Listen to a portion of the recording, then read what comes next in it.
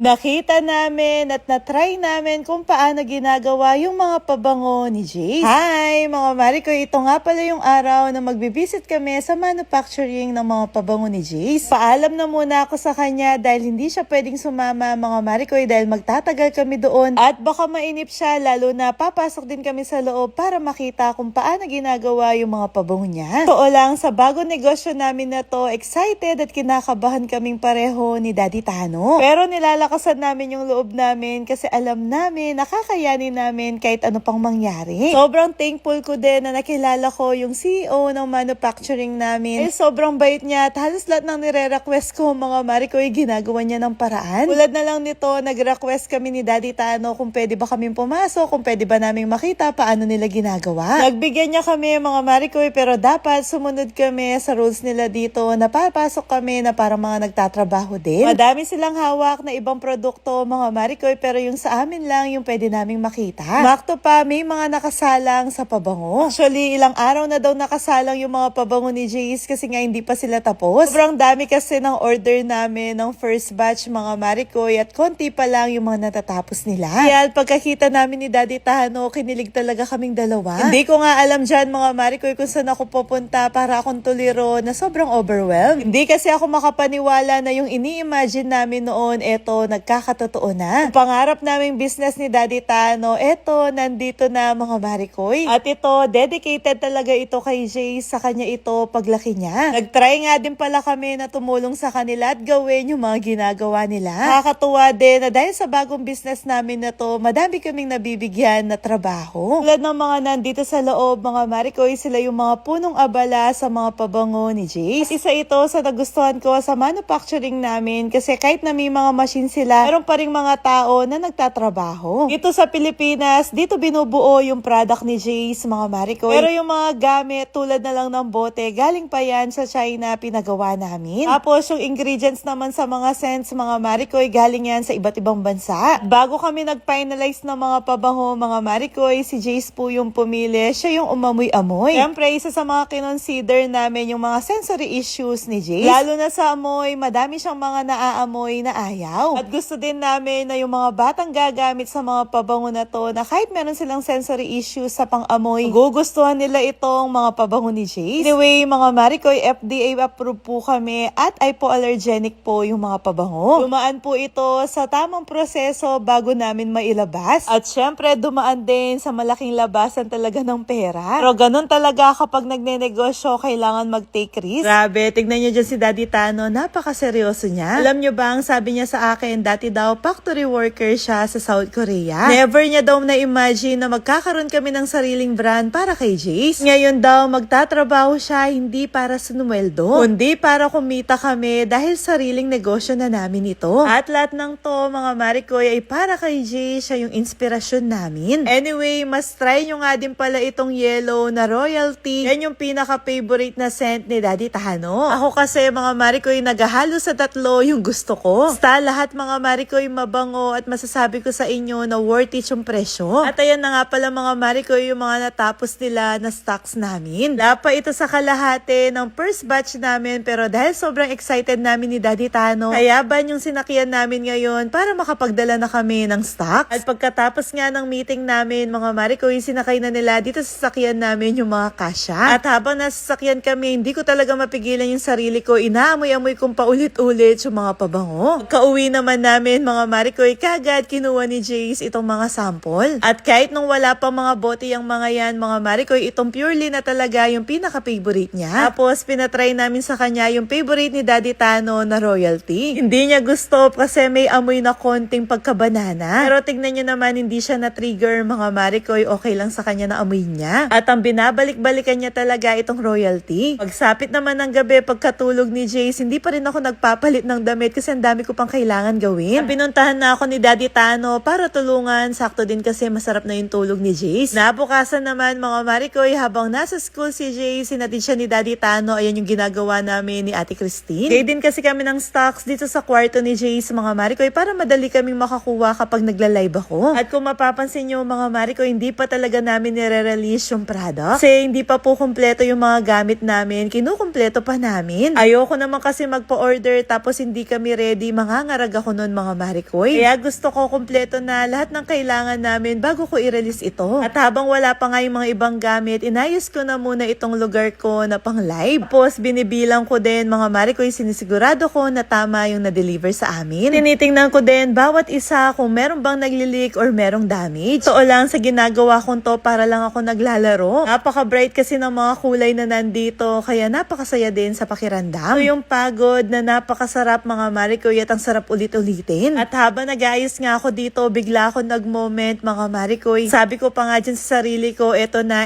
talaga yung pinapangarap namin, nandito na. Bumaba nga pala ako mga Marikoy dahil naalala ko, hindi pa ako umiinom ng Shepu Apo at nagtitake ng Beauty White Capsule. Dalas ko kasi pagsabayin nito tuwing umaga. Sobrang laking tulong nito sa akin mga Marikoy, kaya na-maintain ko yung katawan ko. Pag pinagsasabay ko yung dalawang yan, nalilesen talaga yung cravings ko at nawawala yung pagka-bloated ko kasi mga Marikoy, araw-araw na ako nagpo-poops. Tok, tok, tok, tok, tok, tok, tok, tok.